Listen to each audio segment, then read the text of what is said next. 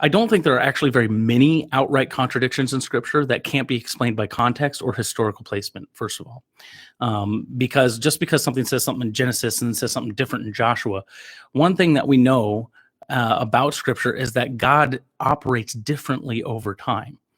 God is not changing in his character, but he is changing in how he interacts with his creation. And if you don't believe that, then what's the Bible about? Because the Bible is about how God had to interact differently with creation, with people over time. And if he wasn't going to interact differently, he would have never come as Jesus. All right. So God interacts differently with creation over time. So that's why history and context plays a big role in discerning whether or not Scripture is actually contradictory.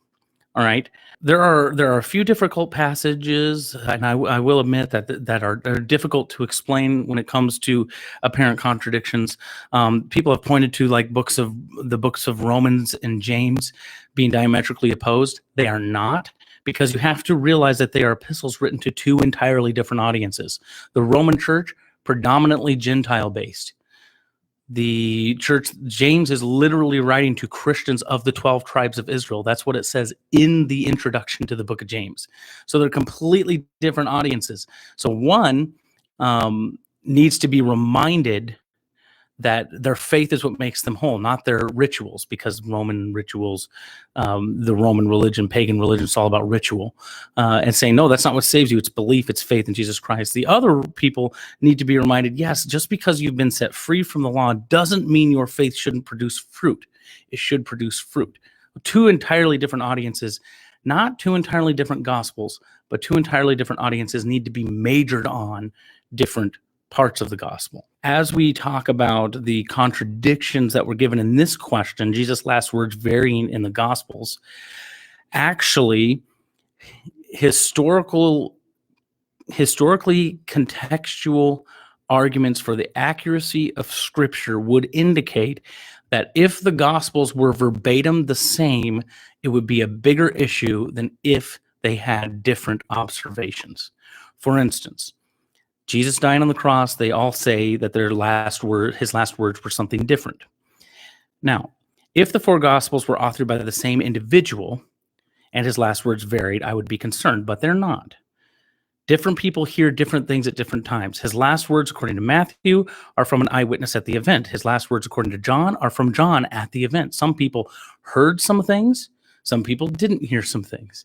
Ask anybody that was at an event that was emotional and there were people talking, they will remember differently how the event ended in a lot of cases. That doesn't mean the event didn't happen. And it doesn't mean that their remembering of the event wasn't accurate. It's just this is the last thing that they heard. It is actually something that you expect from eyewitness testimony. In fact, if like police round up people and bring them in and they share their alibi and they match word for word, they go, these people have colluded with each other to create a story, because no one can remember the same event exactly the same. Think about the times you have told a story with a friend, all right? And the amount of times your friend interjected and had to say, oh, no, wait, you forgot this part. Oh, for sure. Right? This is the same thing that the Gospels are indicating. They're synoptic Gospels, and some of the Gospel writers are going, oh, wow, but he didn't talk about this thing that was said. And I remember clearly this thing that was said. So because there is actually variance in the eyewitness accounts, that actually lends credence to the eyewitness accounts, because they don't vary on the big details, but on some of the little ones, for instance, one of the Gospels says there are multiple thieves hanging on the cross. One says there are just two. Well, there could have been multiple, but there were two that talked, right?